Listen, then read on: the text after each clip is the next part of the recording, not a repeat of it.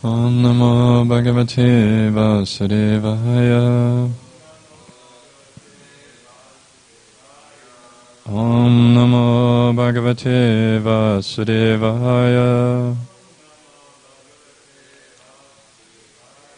Om Namo Bhagavate Vasudevaya.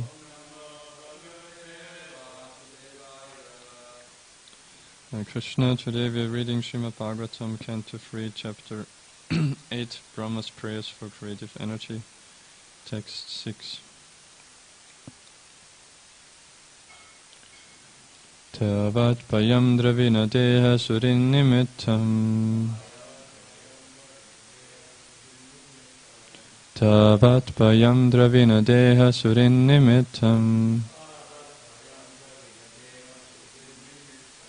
Shokas priha paribhavo vipulascha lobha.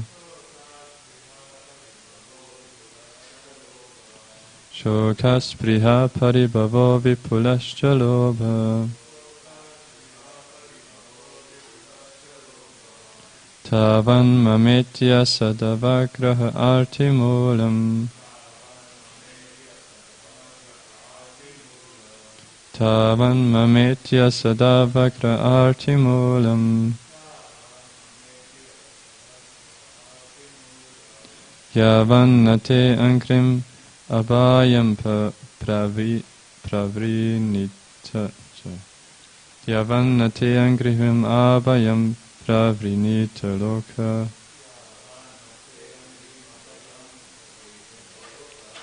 Yavannate angrim abhayam pravrinita loka.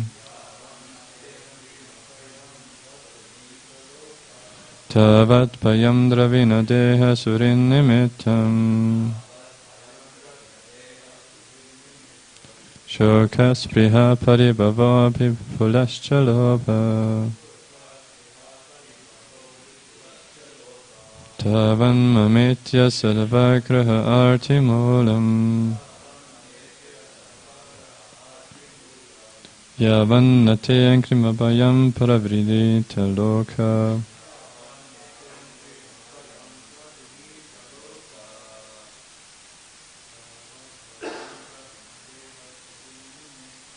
Tavat payam dravina deha surin nimittam. Shokas priha paribhavo vipulascha lobha.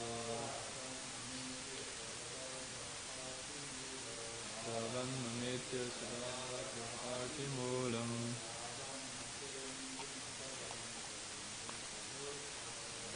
Andamayisan krimabhayam pravrinita loka.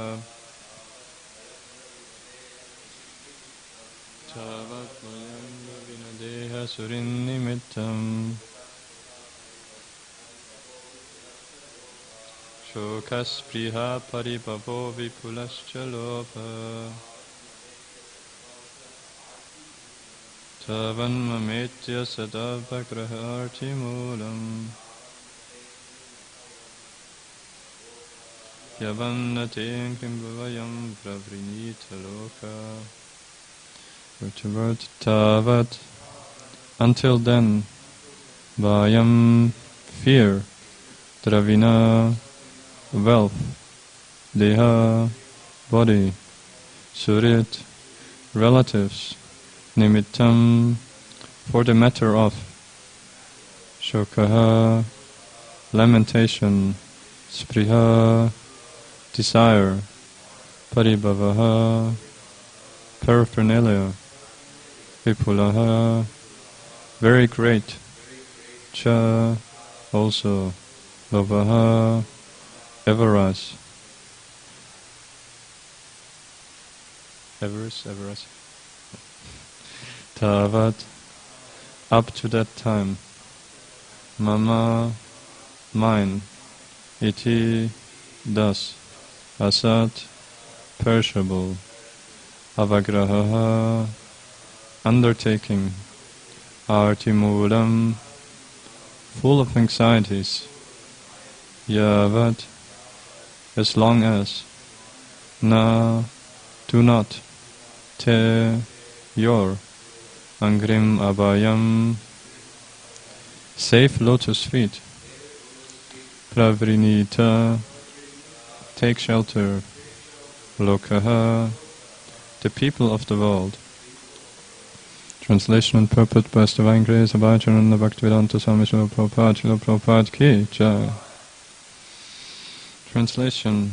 O my Lord, the people of the world are embarrassed by all material anxieties. They are always afraid. They always try to protect wealth, body and friends. They are filled with lamentation and unlawful desires and paraphernalia, and they avariciously base their undertakings on the perishable conceptions of my and mine. As long as they do not take shelter of your safe lotus feet, they are full of such anxieties. Purport. One may question how one can always think of the Lord in regard to His name, fame, quality, etc., if one is embarrassed by thoughts of family affairs. Everyone in the material world is full of thoughts about how to maintain his family, how to protect his wealth, how to keep pace with friends and relatives, etc.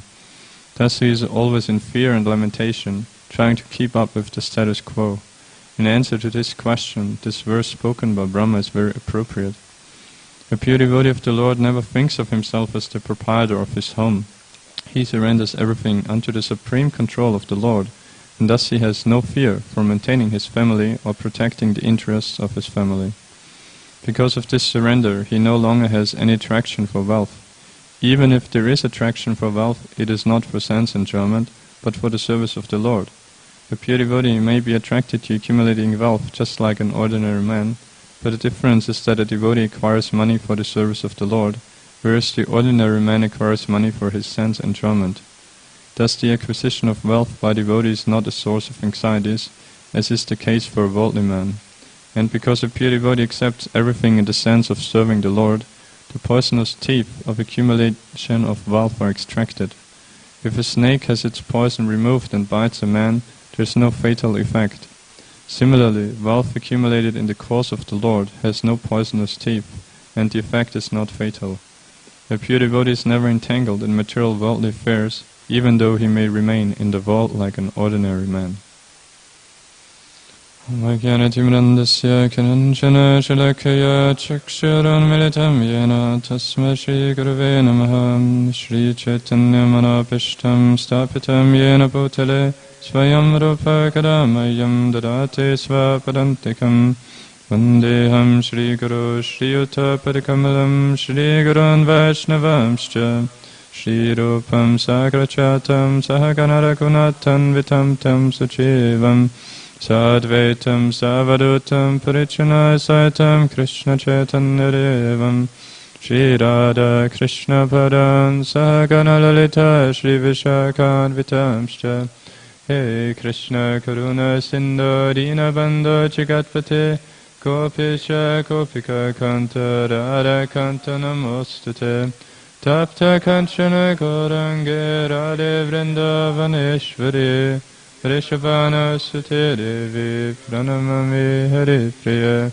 Vancha Kalpadarubhascha Kripa Sindhyuba Evacha Patitanam Pamanebhyo Vaishnavebhyo Namo Namaha Jai Shri Krishna Chaitanya Prabhu Nityananda Shri Advaita Gadadara Shivasari Gaura Bhakta Vrinda Hare Krishna, Krishna Krishna, Hare Hare, Hare Rama, Rama Rama, Hare Hare.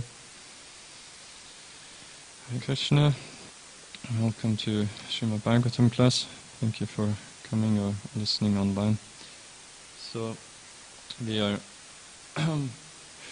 started a few, now we are in verse 6 of this chapter, which right from verse 1 it started with Lord Brahma offering prayers to Garbhodakasha Vishnu after he had the beautiful darshan which we saw in the end of the last chapter. So, and it's today's verse is a bit the switch in, the two main themes always of how we, of how our hearing of the scriptures of the glories of the Lord is either directly about the opulence, the sweetness of Krishna, re-attracting us in our eternal relationship with Him, or hearing about the danger or difficulties in being entangled as a conditioned soul in material nature. And so today it's after we had heard about the Lord's beauty and sweetness in His reciprocation with devotees and all of that, which we had very beautifully.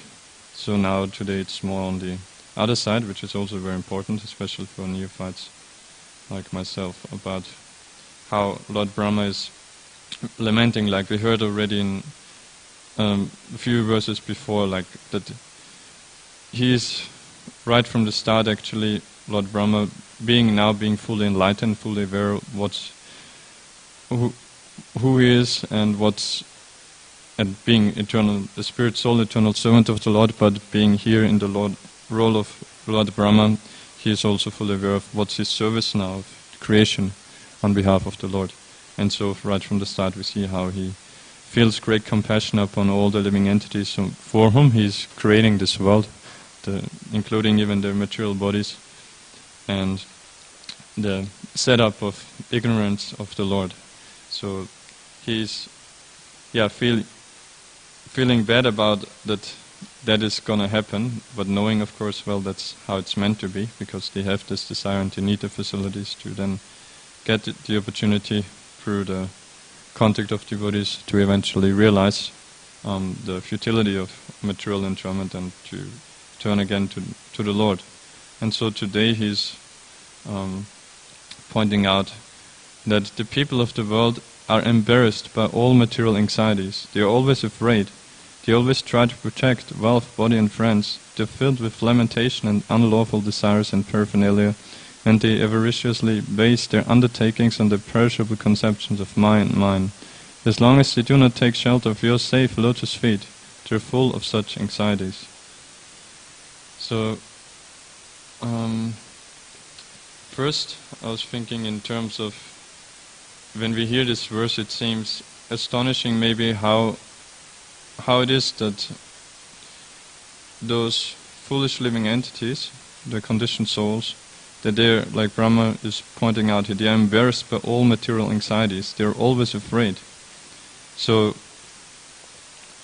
being that the case, then one would think then one should immediately turn to the Lord again, knowing, well, I'm miserable, so there must be something else. I need help, being humble and seeking out sadhus and seeking the Lord. But why is it not so?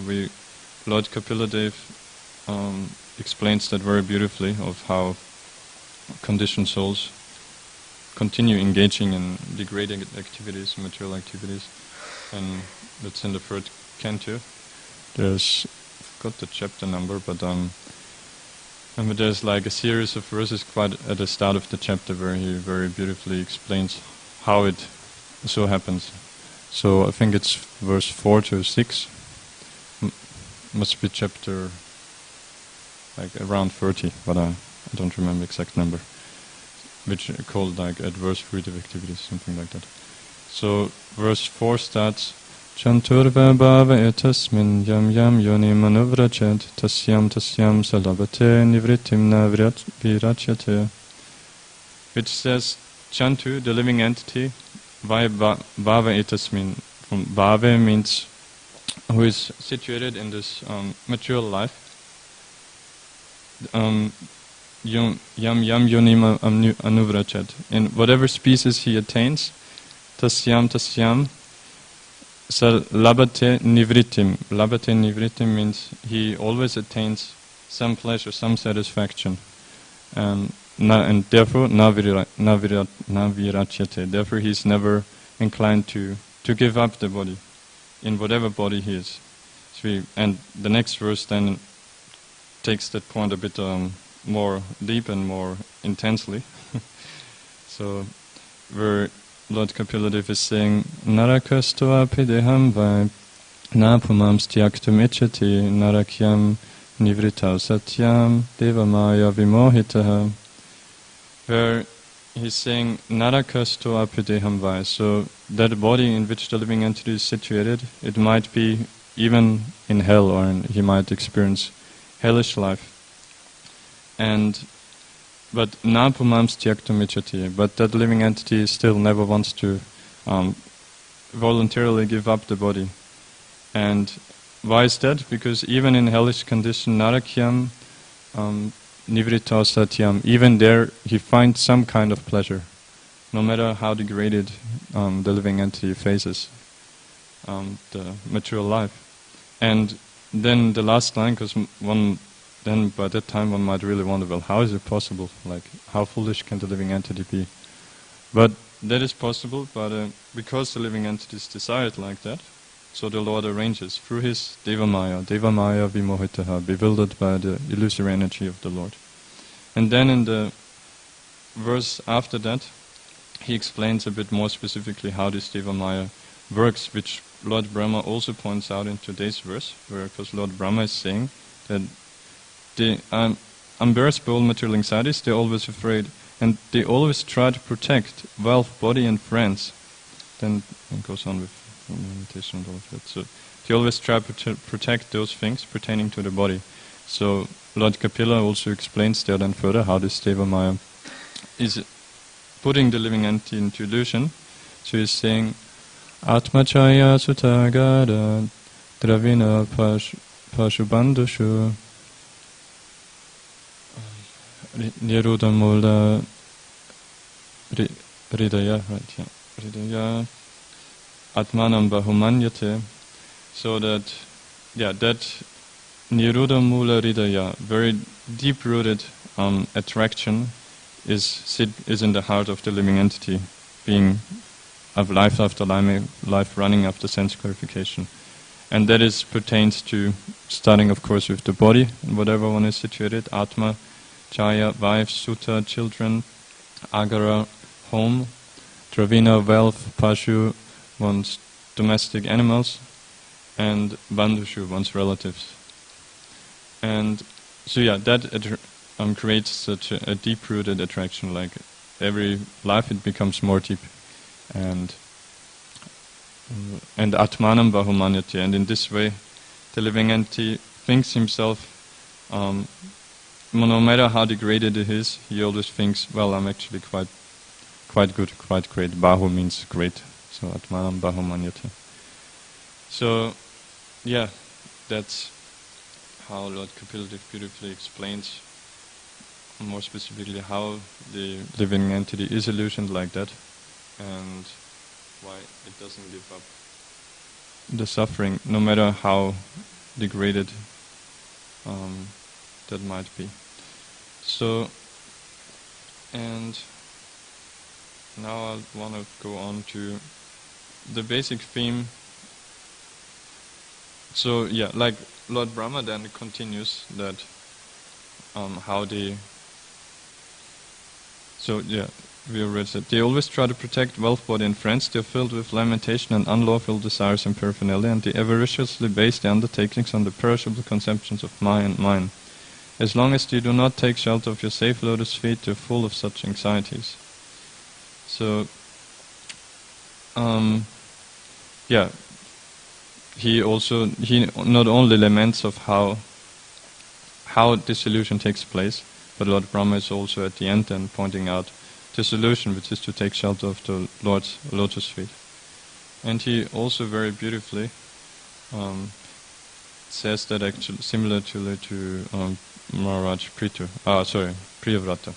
But actually first before Priyavrata, I want to go back to, like, the basic theme here is about how the living entities in general, the conditioned souls, how to get entangled, being and identifying with the body and aham mamiti and everything related to the body, the processions. So, like recently we heard also Vibhushan Prabhu was pointing out about Nalakuver and Manikriva, how Narad Muni there is explaining how wealth is very detrimental to living beings in general, because the more wealth you have, the more you think you can enjoy, the more arrogant you become, more offensive to others, more violent, and you naturally engage in the main four sinful activities.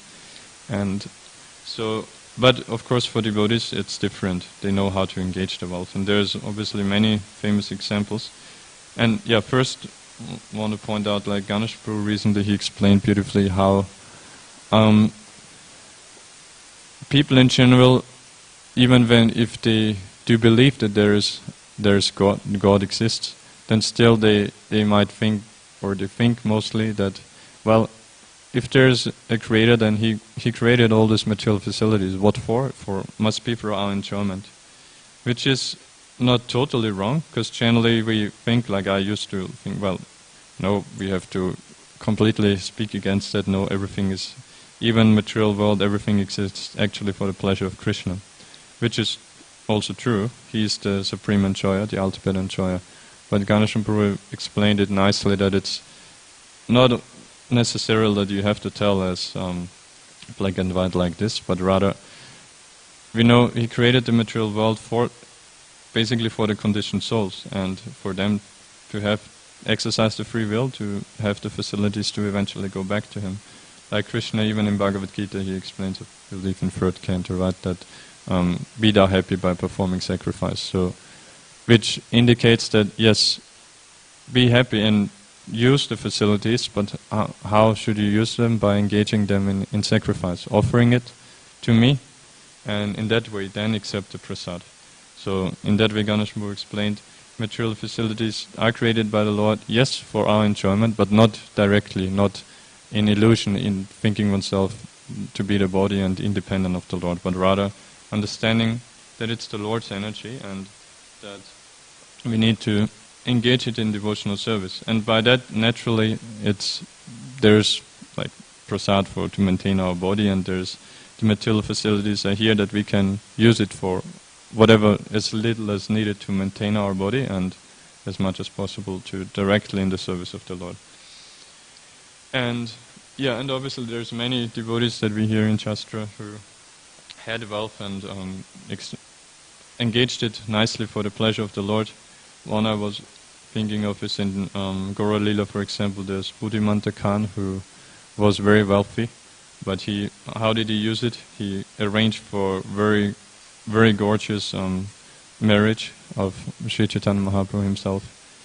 And obviously also we recently heard quite a lot about King Prataparudrara in the CC classes. All the devotee kings, they have so much wealth in their control, on their possession, which they engage perfectly to facilitate not just for themselves, but in directly engaging in devotional service, but facilitating for everyone to elevate themselves to their position of pure devotional service. And for example, I think just yesterday Ganesh Prabhu read how then Sri Chaitanya Mahaprabhu, having repeatedly requested Samabhoma Bhattacharya and Ramananda Roy that he actually really wants to go to Vrindavan, which we know he wanted to do even before going to Jagannath Puri, but then got diverted by Lord Nityananda Prabhu's tricks to Shantipur. And then after the South India tour, then he stayed, which was another 6 years. Then he stayed again in Jagannath Puri, and there again he got delayed for another 2 years or so because he asked their permission, but they always put forward reasons of why now is not the perfect time to wait for the next festival and like that. But then eventually, when he did the request, and pointed out to them, I was not granted permission by your tricks, but you would kindly permit me to leave now. And then at that time, when King Prataparudrara gets to know this, he immediately orders, like one of his main servants, I believe Harish Chandra, for example, to on the road where Lord Sri Chaitanya Mahaprabhu is gonna go towards Vrindavan, to there everywhere set up in all those villages some special houses with a lot of storage of bhoga and all facilities, and to always follow the Lord in providing the perfect facilities for his journey. So there we also see how eagerly a great king like him is using all the power, all the material facilities he has for the pleasure of the Lord. And obviously there's, for example, even Prahlad Maharaj, when Lord Nrsingadev, like we know, Prahlad Maharaj, he was a small boy and he was never, right from birth, he was not at all interested in anything material. So much so that we hear it's mentioned that he didn't even realize, wasn't even aware at all of what was going on with his body, like including eating, passing stool or anything like that. It was like simply happening, but he was just completely absorbed in ecstatic love for the Lord. So, and still, the Lord ordered him that you wanted him to become emperor of the world, and which means automatically to have a lot of material possessions and facilities. So, and Prahlad Maharaj initially he didn't want, but then he was also thinking as a devotee, well, okay, this means there's a lot of facilities which I can engage in the Lord's service, which I can engage in Sankirtan, so thereby help elevate so many other living entities as well. So he happily did and ruled for a long time also. Similarly as with Dhruva Maharaj, we know when he was also as a boy already, he got to see the Lord, was fully satisfied just by seeing him, but then again the Lord wanted him to rule the world, to do his devotional service in that way, and he did that for like, it's mentioned, I think, 36,000 years. So, and there also, we know in Bhagavatam the 4th canto describes how after Dhruva Maharaj then there's many more descendants coming all the way till the Prachetas. And the Prachetas also, they are another nice example of how when they got to see the Lord after doing tapasya for the pleasure of the Lord under the instruction of, they went for tapasya originally under the instruction of their father, King Prachina Parashat, but then on the way, because Lord Shiva saw their sincerity, then he came and instructed them in the Rudra Gita, on which is simple for pure devotional service, not for anything material. So they meditated on Rudra Gita for 10,000 years underwater, until then they got the darshan of the Lord, and who appeared in his 8-handed form. And there, he, at one point, he also instructs them, or we can say instruct, and also predicts to them what's going to happen in the rest of their life, that they will, like they got Lord Brahma brought when they, because then when they awoke and saw how the state of the kingdom was, that all those trees were growing up so huge, to such a huge size, that they in their anger that they burned down the trees, and then Lord Brahma came to pacify them and brought forth one woman who was born from the sage Kandu and the heavenly damsel Pramlocha, who was called Marisha. So they all 10 of them married this one wife, but so the Lord he tells them that you can enjoy like all material facilities without hindrance and with full strength for 1 million celestial years. So again, there we see they were fully satisfied to see the Lord, so much so that it's mentioned then later there that actually the Lord left at a time when they were not at all ready to be separated from the Lord. But the Lord showed there his renunciation, and the Rajaras mentioned to show mercy to others as well. So they were fully attracted to simply pure devotional service. But still the Lord told them that they can and should enjoy material facilities with full strength and without hindrance. But then also, and Prabhupada explains that's obviously that's not that we should expect something like this, so we engage in devotional service and then our material life will be completely perfect. That's not the general rule, but Prabhupada points out there that was a special facility given to the Prachetas so that they could continue rendering full devotional service. And because obviously only such great devotees, they are so fixed that even when they have all the greatest material facilities and enjoyment, that they still don't get absorbed in that and are still able to remember the Lord and engage in the devotional service. And actually even the Lord himself, after the next verse, he reassures them in that way, telling them that you will develop unadulterated devotional service unto me. And then in the verse after that he explains also a bit like why that will be like that, because they might have had in their humble attitude might have felt, well, you're saying we developed that, but then if we have to enjoy all of that, won't we forget you? Then he explains how a pure devotee understands engaging all those material facilities. He says that because you'll understand that I'm the ultimate enjoyer of all activities, and thus you will offer yourselves to, he's saying, to the Supreme Personality of Godhead, and always be engaged in the topics of the Lord. So also, again, we see also the importance of hearing, that is a main way to always remember the Lord in whatever we engage. So, yeah, that's the Prachetas, and we know, so they had only one son, King Daksha, and he engaged in severe austerities for an inconceivably long time, for several manvantars, rectifying his offense to Lord Shiva. And so, which meant that at that time there was no king. So we discussed it previously, that's why then king, at that time not king, but Priyavrata, the other son of Swayambhu Manu, other than Uttanapat, the father of Dhruva Maharaj, that he was also, right from the start, fully engaged in devotional service under the instruction of Narad Muni as a Naishtika Brahmachari on the Gandhana mountains. And it's like, because he would have been the elder son, so he was meant to rule before instead of Uttanapat. And we can understand now like what kind of life time span went, because it's we might think, okay, so he after that then he was approached and he was made king, but that was like after such a long time. We hear like Dhruva Maharaj, for example, ruled for 36,000 years, and there was many generations. During the whole time he was simply absorbed in devotional service. So he was quite reluctant actually to take up rulership, and so that's why then we know even Lord Brahma himself came down and convinced him. And when one of the things were very interesting also that he told King Priyavrata Maharaj of how he convinced him and pacified him at the same time of like why he should give up his complete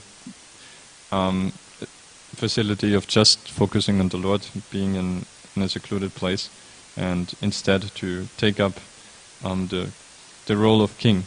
So Lord Brahma explained there to him, similar, like, because that's also in today's verse, we discussed that Lord Brahma concluded the verse that how can they get out of this illusion? By, as long as you do not take shelter of your safe lotus feet, they are full of such anxieties. So the remedy is taking shelter of the Lord's safe lotus feet. And here also, that's in 5th canto, chapter 1, text 19, where Lord Brahma tells Priyavrata Maharaj that's just part of it, I'm paraphrasing. Seek shelter inside the opening in the lotus of the feet of the Lord.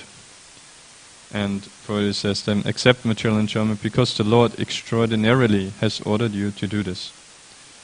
So, yeah, the second point we discussed previously also with the Prachetas, it's not an usual thing that the Lord tells devotees to engage in material activities, of course, always related to him. But Lord Brahma tells him that the Lord extraordinarily has ordered you to do this. But before that, they are so beautiful. It says, "Seek shelter inside the opening in the lotus of the feet of the Lord." Generally, we just say lotus feet as appreciating the Lord, the beauty of the Lord's feet, lotus feet. But here he also uses this in another way.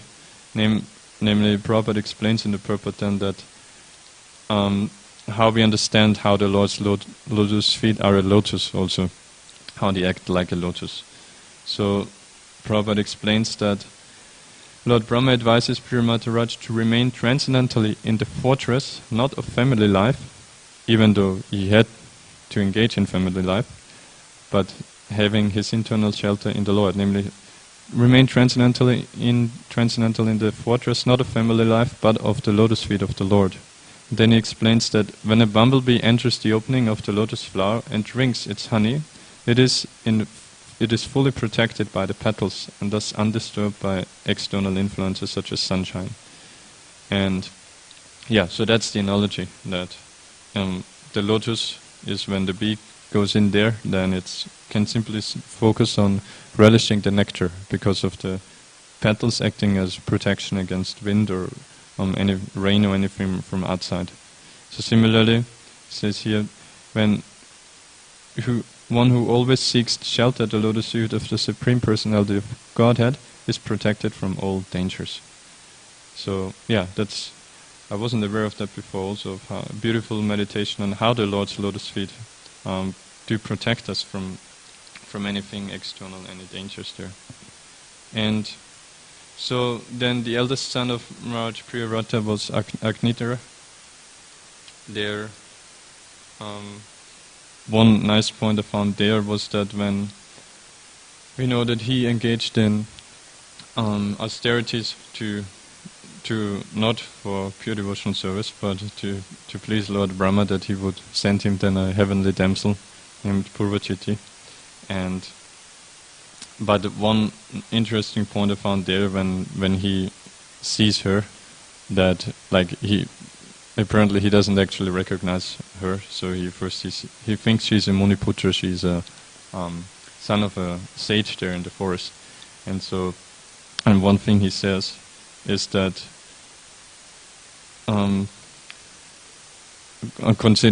regarding her eyebrows, he's saying that do you carry them to kill the mad animals in this forest? And Srila Prabhupada explains there of how that eyebrows are one thing that are very bewildering to see. And so yeah, like Prabhupada says that all men of the world are killed by bows without strings, but they cannot see how they are killed by Maya.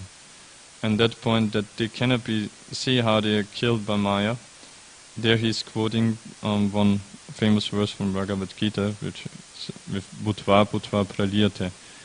And that struck me, that how we don't realize as we are getting bewildered by the Lord's illusory energy, that we only think of the immediate term, okay, yeah, that if I get diverted from my devotional service for a short time, okay, yeah, whatever. But the significance is that if we get put into the bodily conception, then bhutva praliyate, then birth after birth, again, we have to take. So that's the way of how the men are being killed by those bows without strings, which is the eyebrows of women. So that was Agnidra, and then from him, his eldest son was King Nabi, who then performed, we discussed, sacrifices to beget the Lord as his son, who appeared as Lord Rishabdev. And Lord Rishabdev, obviously he gave beautiful instructions also in regard of today's verse of Ahamameti, for example, of how the conditioned souls get illusioned, and like that verse itself is famous. It's from the 5th. Like we know, he gave those instructions to his sons to instruct all the others like us. And so 5.58 is one of those many famous verses. So it's Pumsastriya mituni bhava metam taryor mito ridaya kranti maho ato kriha kshetra sutapta vitter janasya mohoyam aham mameti. So where he's explaining that how this aham mameti, this considering the body to be yourself and everything related to it to be your possessions, how it comes about. That the main thing how it starts is, we discussed here also, is through the attraction between men and women for sexual attraction, and how that expands then is to griha. I mean, first to the body, of course, you falsely identify with the body, then griha, so your home, etc., your land or other possessions, etc., sutta, your children, apta, relatives, and vita, and wealth. So similarly, like we heard from Lord Kapiladev, how he explains how this niruddha mula hridaya, this deep-rooted attraction comes about. And but Lord Rishabdev, obviously, he also, right at the start actually of his instructions, he says already, and then later reiterates it, of how what the solution for that is, and that is Mahat Sevam Tvaram Ahur Vimuktas, service to the pure devotees. And similarly also, then Lord Rishabdev's eldest son, we know, is Bharat Maharaj, who is another amazing example of how someone who is extremely wealthy and opulent is simply engaged in devotional service. You know, so much so that at the end, Shukadeva Goswami, after his third life as Chad Bharat, where we hear his instructions, then he glorifies Maharaj Parikshit, and one of those famous verses is about how he, even as in his first life, he was already such a pure devotee that he was, despite all this great wealth, how renounced he was actually. Because we know it's one thing, like material life, we know, consists of bhoga and tyaga, and trying to enjoy material facilities, and then getting fed up, and staying away from sense gratification. But this tyaga itself is not the same as actual detachment, as virakti. Because unless you really realize the futility and then turn to Krishna again, that you have attraction instead for devotional service, then you won't stay at tyaga. It's just a pendulum going from bhoga to tyaga. So yeah, great devotees like him, he did not give up his kingdom as tyaga, but as given in, actually that's where I memorized the verse in Chaitanya Charitamrita, where he's given as an example for one of the symptoms of bhava, being virakti, being detachment. So the verse is Yodostya Chandara Sutam Suritrachyam Ridisprashaha Chaha Yuvaiva Malavat Uttamashloka Lalasaha.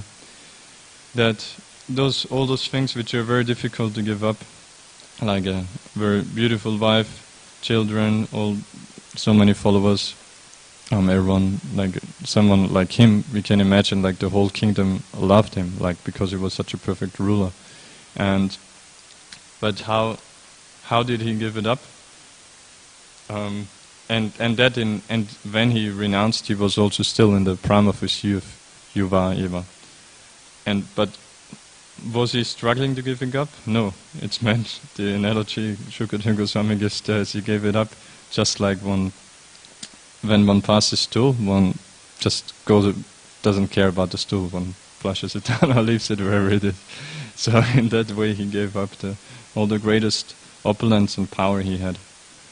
And yeah, so that was Bharat Maharaj.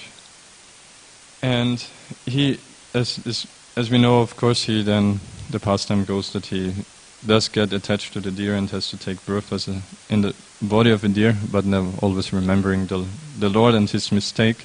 And even as a deer, then we know he actually again performed austerities, only taking like dry leaves and not any juicy grass. And staying on at the ashram, staying away from the other deer and all of that.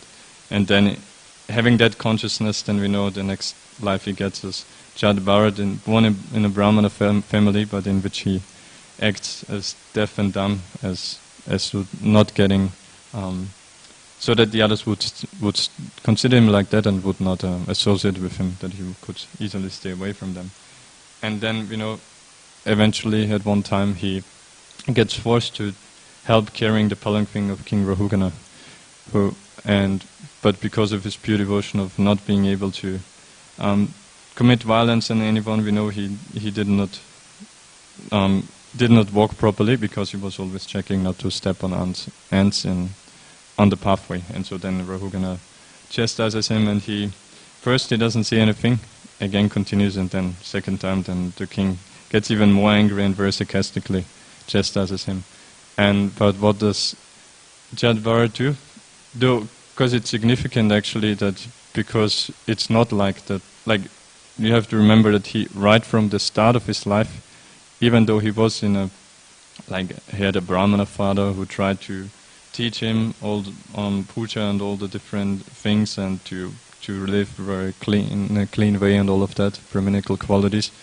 But he, being a pure devotee, he wasn't dependent on any of those rules and regulations. He was fully absorbed in it, so he didn't follow any of that. And so his whole life till that time, and we know one famous pastime in between where he even got brought in front of goddess Kali to be sacrificed as a man animal by dacoits.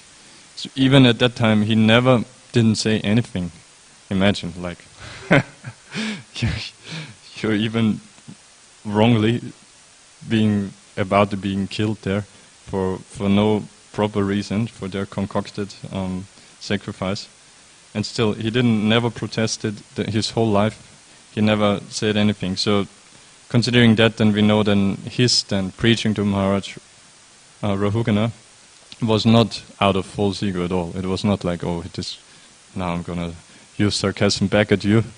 No, and in that way, I was thinking it actually must have been a great austerity for him to give up his playing as deaf and dumb and to finally speak out in public, like there was the king and all his servants and entourage. So, but seeing obviously as a pure devotee, he always knows the top priority is always preaching, because that's the whole purpose why Gopinath created this world, for the souls to eventually turn back to him. So, and he did see that this Rahugana, he's ready to hear my instructions, and so that's why he then first sarcastically refuted all the things that Rahugana said, like, because he sarcastically said, like, are you very thin and weak and old and have to carry it alone and all of that. He beautifully immediately used spiritual knowledge of how to turn that back. But so I want to come to then in one chapter, in chapter... I've got it here. This one is a brief chapter, but it's very beautiful chapter 10 in 5th canto. Where Isvaresvara then first establishes the falsity of the material world, explaining in different verses to Rahugana. Falsity meaning obviously of thinking as it to be the place for our enjoyment. And then, so in verse 11, he then explains, because then what is then the actual ultimate truth? So then he says practically Vedanti Tattva Vidas, so that Brahman, Paramatma and Bhagavan are the three features of the absolute truth. And then in the verse after that, verse 12, he explains then, because then one question, okay, how do I attain this Bhagavan, this supreme absolute truth?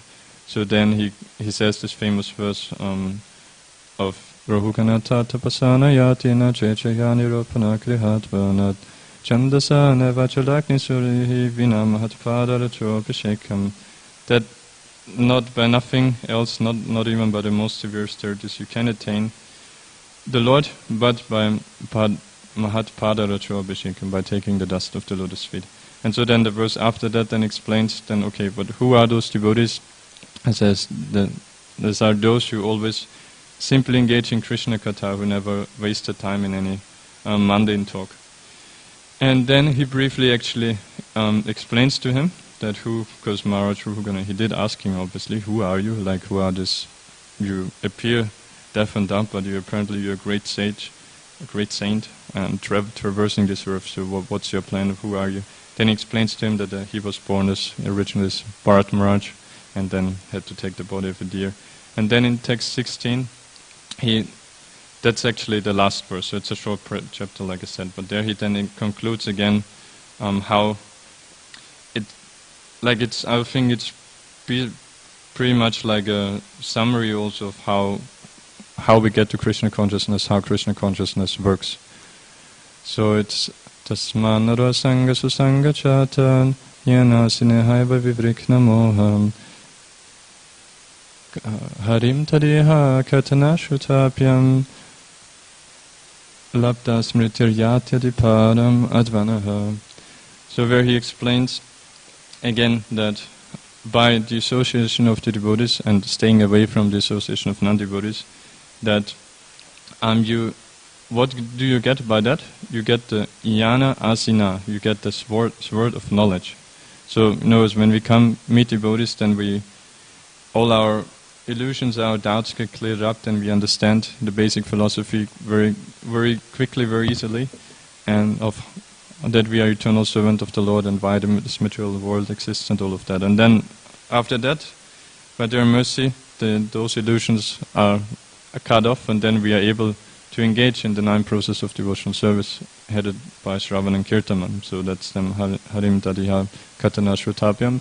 And by engaging in devotional service, we get purified, and eventually we regain our original Krishna consciousness, Labda Smritir. So our original memory of the Lord. It's situated in the heart, in the soul. It's not something, yes, now we have to read books and we have to hear, but actually it's natural for the soul to remember to the Lord, but we have to revive that. And so having revived that, then you can, then you go back to the abode of the Lord eventually. So that's how he beautifully concludes there, and also again shows us how to get rid of these illusions, which is by the mercy of the devotees and by engaging in devotional service. And just a few brief points more on. Then we know after that then comes the famous chapter of how more specifically explains to Rahugana how the Lord, living entity is entangled in the material world, as the analogy of the forest of material enjoyment.